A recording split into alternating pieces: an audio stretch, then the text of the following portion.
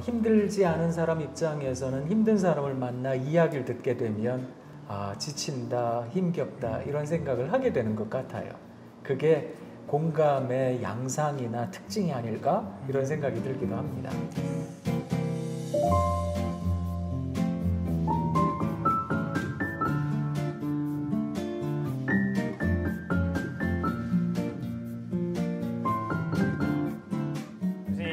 사랑합니다. 네, 사랑합니다. 사랑합니다. 사랑합니다. 사랑합니다. 와.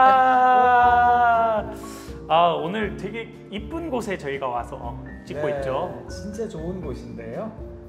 우리 이 카메라를 담당하고 계시는 감독님께서 일하고 계시는 카페에 와서 함께 찍게 되어서 참 좋아요. 네. 엘문도입니다. 인천에 있고요. 네. 많이 이용해 주시면 감사하겠습니다. 저희 이제 우아 이상ок 채널도 어느덧 한 반년이 돼가고 있는 것 같아요. 그런 것 같아요. 그러면서 구독자도 진짜 많이 늘었고 감사한 일입니다. 많은 분들이 이제 보시고 되게 위로도 오고 또 여러 가지 고민들을 이렇게 많이 보내주고 계시거든요. 이번에 이제 저희가 받은 사연 중에 하나가 그런 게 좀 있었어요. 뭐냐면 본인이 좀 성향이 다른 사람들 이야기를 좀 잘 들어주고 이렇게 공감을 하는 성향이네요. 근데 그러다 보니까 계속 이렇게 듣고 공감해주고 이러다 보니 어느새 자기가 지쳐버리는 그런 상황이 있는데 이걸 좀 어떻게 해야 하나요? 이런 식으로 이야기를 보내주셨거든요. 네. 사람을 만난다는 것은 아무래도 힘든 일이에요. 그래서 때로 지친다, 힘겹다 이런 생각이 드는 일이긴 하거든요. 더군다나 뭐 좋은 얘기를 하거나 또 듣기에 참 좋은 그리고 기분 좋은 이야기를 듣는다면 뭐 힘이 들까 이런 생각을 할 수 있어도 어렵고 힘든 이야기하는 사람을 만나게 되면 아무래도 내 마음이 지치죠. 그래서 와 이거 진짜 이 사람 계속 만나도 되나 이런 생각을 할 때도 많은 것 같아요. 이게 사랑이라는 것을 가만히 생각해 보면 때로는 에너지와 같다 이런 생각을 할 때가 진짜 많거든요. 그래서 내 안에 사랑의 마음이 가득 있을 때 누군가를 만나게 되면 그 가득한 사랑이 그에게 점점 옮겨가는 것 같아요. 그래서 옛말에 왜 사랑도 내리사랑이다 이런 얘기를 하잖아요. 연력학 이론 가운데 첫 번째 법칙을 에너지 보존의 법칙이라고 하고 두 번째 법칙을 엔트로피라고 이야기를 하는데 이 엔트로피라고 하는 조금 어려운 개념을 아주 간단하게 소개를 하자면 모든 에너지는 높은 쪽에서 아래쪽으로 큰 쪽에서 적은 쪽으로 옮겨간다는 거거든요. 어떤 평행 상태가 될 때까지. 그것처럼 아무래도 힘든 사람이 힘들지 않은 사람을 만날 때 힘든 사람이 자기 자신에 대한 관심이 더 크기 때문에 그 앞에 있는 사람에 대한 생각보다는 자기 생각에 휩싸여 있을 때가 많고 또 상대적으로 덜 힘든 사람이 힘든 사람을 만나게 되면 아무래도 그가 가지고 있는 에너지가 상대방보다는 더 클 테니까 둘이 어떤 관계를 맺게 되면 자연스럽게 에너지가 흘러가는 것 같아요. 그래서 힘들지 않은 사람 입장에서는 힘든 사람을 만나 이야기를 듣게 되면 지친다, 힘겹다 이런 생각을 하게 되는 것 같아요. 그게 공감의 양상이나 특징이 아닐까 이런 생각이 들기도 합니다.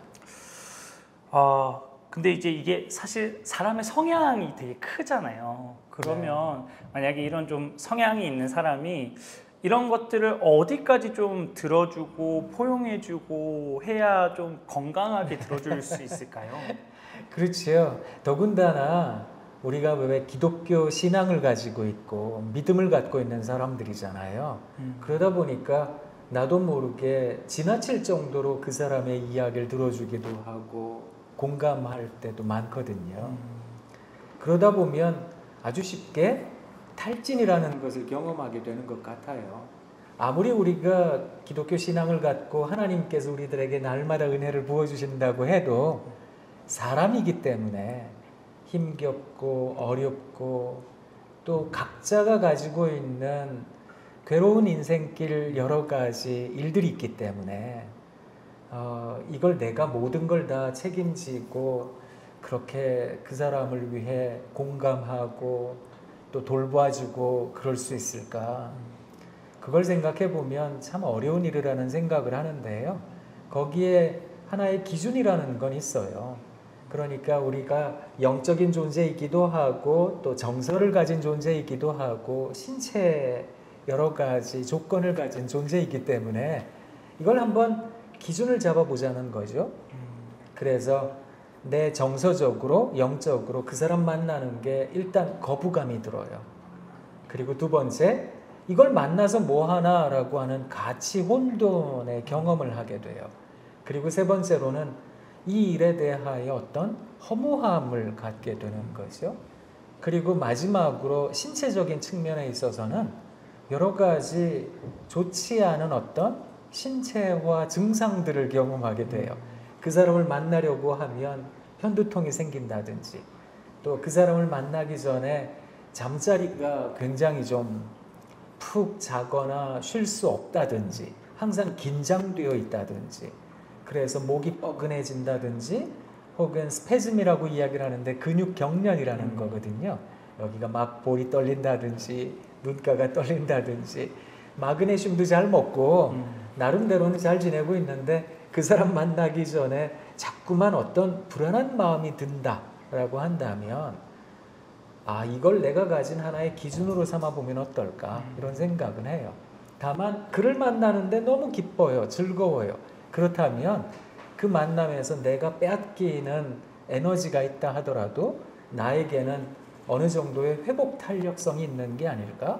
그래서 하나님께서 내게 주시는 은혜 또 나 스스로에 대해 돌보기도 하고 관리하기도 하는 것으로 충분히 이 일을 감당할 수 있는 상태라고 생각이 들거든요. 그때는 뭐 열심히 만날 수 있는 거 아닐까 싶어요. 근데 한 가지 우리가 기독교 상담자이기도 하고 때로 또 기독 신앙을 가지고서 누군가를 만나는 사람들이기도 하기 때문에 한 번쯤은 또 우리의 한계를 넘어서는 또 기준을 넘어서는 그런 희생과 봉사도 생각할 필요가 있지 않을까 그런 생각을 하거든요. 제가 좋아하는 동시 중에 곽혜룡 선생님의 할머니 소원이라는 시가 있어요. 제가 그래서 하나 읽어드리려고 하는데 한번 들어보세요. 너무 좋습니다. 할머니 소원은 죽어서 큰 비석을 세우는 것도 아니고 볕잘 드는 곳에 묻히시는 것도 아니고 물고기 밥이 되는 거라 하셨습니다. 평생 개펄을 파먹고 사셨다는 할머니는 돌아가시면 한 줌 가루가 되어 낙지, 고동, 꼬막에게도 밥이 되는 거라 하셨습니다. 염소를 먹이기 위해 길러지는 풀처럼 사람을 먹이기 위해 길러지는 고추, 마늘, 콩처럼 하나님이 사람을 기르는 이유는 누구에겐가 밥이 되는 거라 하셨습니다. 사람이 늙어가는 것은 먹기 좋게 익어가는 밤, 대추, 감처럼 물고기가 먹기 좋게 낙지, 고동, 꼬막이 먹기 좋게 익어가는 거라 하셨습니다. 시가 참 좋지요?